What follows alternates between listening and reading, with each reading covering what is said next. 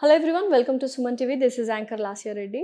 So ప్రస్తుతం మనతో పాటు founder and director of Epione pain management and centre doctor Sudheer దారా గారు ఉన్నారు. నమస్కారం సుధీర్ గారు. నమస్తే అండి. సార్, ఏజ్ వైజ్ అంటే ఇప్పుడు ఏజ్ వైజ్ మనకు ట్రీట్మెంట్స్ ఉంటాయి, టాబ్లెట్స్ ఉంటాయి, డోసేజ్లు ఉంటాయి అండ్ సర్జరీస్ కూడా ఉంటాయి. సో పిఆర్పి అనేది ఎస్పెషల్లీ ఏ ఏజ్ నుంచి చేయొచ్చు అండ్ ఏ ఏజ్ వాళ్ళకి రెస్ట్రిక్షన్? సో పిఆర్పి అనేది బేసికలీ న్యాచురల్ థింగ్ అంతే కదా. నీ బ్లడ్లోంచి తీసిన సెల్స్నే నీ బాడీలోనే వదిలి ఏ పార్ట్ అయితే డ్యామేజ్ ఉందో దాన్ని రికవర్ చేస్తాం.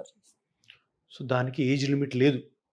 ఓకే, ఏజ్ నేను నా ప్రాక్టీస్లో 15 years young boy badminton player shoulder problem వచ్చింది. 15 years నుంచి 98 years వరకు చేసాం. 98 నాకు 90 నుంచి 98 వరకు 100 మంది పేషెంట్స్ ఉన్నారు. 90 ఏజ్ నుంచి 98 వరకు 100 మంది ఉన్నారు. అంటే ఆ ఏజ్ లో రికవర్ అవ్వడము, ఏ ట్రీట్మెంట్ చేసినా అంత స్పందించకపోవడం అనేది ఉంటుంది కదా. సూపర్ గా రికవర్ అవుతారు పిఆర్పి ట్రీట్మెంట్. సూపర్ గా. అలాంటి వాళ్ళకి సర్జరీస్ ఇంకా రికవర్ లేవు. సర్జరీ లేరు. ఇంకా 70 తర్వాత సర్జరీ లేదు. ఓకే, 70 తర్వాత సర్జరీ చేసామంటే మంచి కన్నా చెడు ఎక్కువ జరుగుతుంది. ఎందుకంటే ఆ ఏజ్ మంచిది కాదు. సో 90 to 98 100 మందికి నేను చేశాను. 100 మంది ఇప్పటికి ఉన్నారు. ఒక ఆయనకి 95 years అప్పుడు చేశాను. ఆయనకి చేసి ఇప్పటికి 6 years అయింది. ఆయన 101 వైజాగ్ లో ఉన్నారు.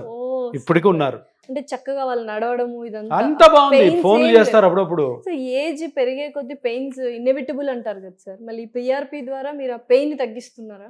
పెయిన్ తగ్గించట్లే. పెయిన్ కి కారణమైన డ్యామేజ్ అయిన టిష్యూని రీజనరేట్ చేస్తాం. So it's called regenerative therapy. No removal, no damaging the tissue, only reconstructing, regenerating, remodeling the tissue. ante patients ఏమైనా చేయాలా సార్ పిఆర్పి ట్రీట్మెంట్ కి ముందు? నా మాట వినాలి.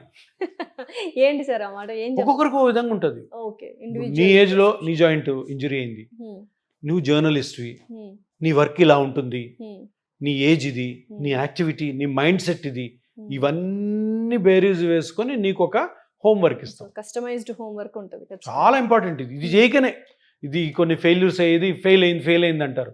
పేషెంట్తో మాట్లాడాలి, పేషెంట్ని ఎగ్జామిన్ చేయాలి, పేషెంట్ మనస్తత్వాన్ని అర్థం చేసుకోవాలి. మీరు ఇలా ఉండాలమ్మా, ఇలా ఉండాలి, ఇది చేయాలి, ఇది చేయకూడదు, ఇది చేస్తే ఇది అవుతుంది, ఇలాగవుతుంది అని అన్నీ చెప్పిన తర్వాతనే ట్రీట్మెంట్కి తీసుకుంటాం.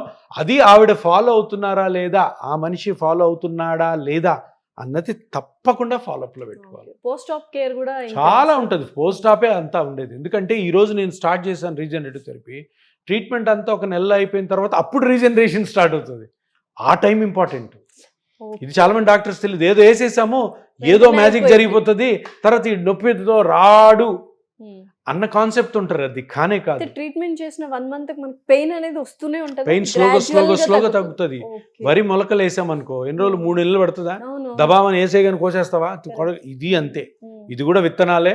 విత్తనం వేస్తే 3 నెలలు 4 నెలలు పడుతుంది. ఆ 4 నెలల వరకు జాగ్రత్తలు పాటించాలా. 4 నెలలు అయిన తర్వాత కూడా జాగ్రత్తలు పాటించాలి. ఇవన్నీ తెలియకుండా చేస్తే తప్పకుండా 100% ఫెయిల్ అవుతుంది. ఏ ఏజ్లో అన్నా చేసుకోవచ్చు.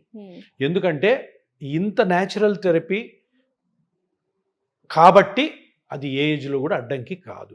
పిఆర్పి నీకు చేయలేమమ్మా అన్న సిచ్యువేషన్స్ ఏమైనా చూసారా మీరు? Yes, Contra indications.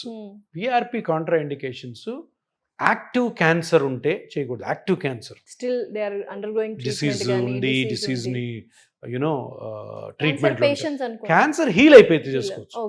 Breast cancer ఉంటుంది, అన్ని అయిపోయినాయి, మోకాళ్ళ నొప్పులు అరుగుతాయి కదా, అట్లా. సిఏ సర్విక్స్ ఉంది, అన్ని పోయినాయి, బ్యాక్ పెయిన్ వచ్చింది, ప్రాస్టేట్ క్యాన్సర్ ఉంది, బ్యాక్ పెయిన్ వచ్చింది, లేదా వేరే వాటికి చేసుకోవచ్చు. యాక్టివ్ క్యాన్సర్కి చేయకూడదు. ఇంకొకటి చాలా ఇంపార్టెంట్, ఇది బ్లడ్లోని సెల్స్ని కదా మనం తీసుకునేది. బ్లడ్లో ఏదైనా డిసీజెస్ ఉన్నాయనుకో చేయకూడదు. బ్లడ్ డిసీజెస్ కూడా, లుకీమియాస్, ఏఎంఎల్, తలసీమియా లో కూడా జాగ్రత్తగా చేయాలా. తలసీమియాలోనూ చాలా మందికి నీ జాయింట్ ఎఫ్యూజన్స్ ఇవన్నీ వస్తుంటాయి. చాలా కేర్ఫుల్గా చేయాలి. సో చేయాలి. కొన్నిసార్లు ఏం చేస్తామంటే ఇంకా వాళ్ళకి చెప్తాం, ఇప్పుడు నువ్వు యాక్టివిటీ తగ్గించుకో, లేదు ఇది చేసినా కూడా, ఎందుకంటే బ్లీడింగ్ అవుతుంది కొన్నిసార్లు జాయింట్స్లోకి అని. సో అవన్నీ కొంచెం కేర్ఫుల్గా ఉండాలి. బెటర్ టు అవాయిడ్ బ్లడ్ డిసీజెస్లో, ఎందుకంటే ఎఫెక్ట్ కూడా ఉండదు. ఇప్పుడు ప్లేట్లెట్స్ కౌంట్ తగ్గింది, లేదా ప్లేట్లెట్స్ ఎఫెక్టివ్గా లేవు, అప్పుడు తప్పుతుంది. సేమ్ బ్లడ్ గ్రూప్ ఉన్న అదర్ పర్సన్స్ తీసుకొని చేయొచ్చు? అది లేదు, ఇప్పటివరకు లేదు. ఆటోలాగస్ ఓన్లీ ఆటోలాగస్ తీసుకుని ఎంత 20 ml తీసుకుంటాం.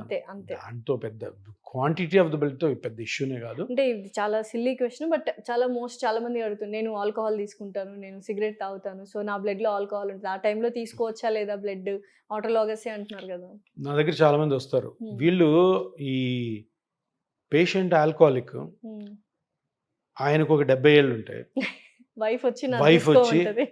సైకిల్ చేస్తుంటారు, సార్ ఇట్లా ఆ, ఆ.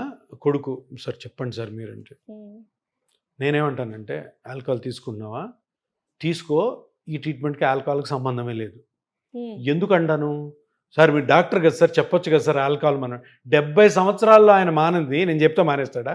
ఉమ్, ఆ ఏజ్లో ఆల్కహాల్ గురించి చెప్పి అనవసరంగా ఈ ట్రీట్మెంట్, ఇప్పుడు ఆల్కహాల్ మానకపోతే నీకు ట్రీట్మెంట్ పనిచేయదని అబద్ధం చెప్పాను అనుకో, ఉమ్, ఏమవుతుంది, ట్రీట్మెంట్ తీసుకో, ట్రీట్మెంట్ మీద బ్యాడ్ ఇంప్రెషన్ వస్తుంది. దీనికి పిఆర్పికి ఆల్కహాల్కి సంబంధమే లేదు. ఒకటి, ఓకే. వాళ్ళ బ్లడ్ యూస్ చేసుకోవచ్చు. వాళ్ళ బ్లడ్ యూజర్స్కి ఏం కాదు, నాకు కావాల్సిన ప్లేట్లెట్స్ బాగుండాలి అంతే, అంతే ఇంకేం అవసరం. కానీ వీళ్ళు ఊరికే ఆల్కహాల్ ఎన్ని సంవత్సరాల్లో మాంది, తర్వాత ఆల్కహాల్ మాంతారు వాళ్ళు.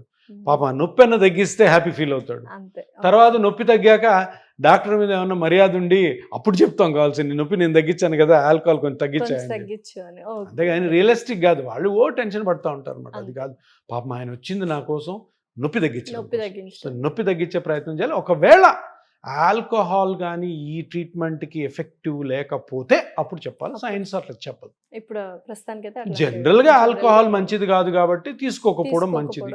ఈ ట్రీట్మెంట్కి రిలేటెడా కాదంటే కాదు, నాట్ రిలేటెడ్. అంతే. Thank you sir. Thank you.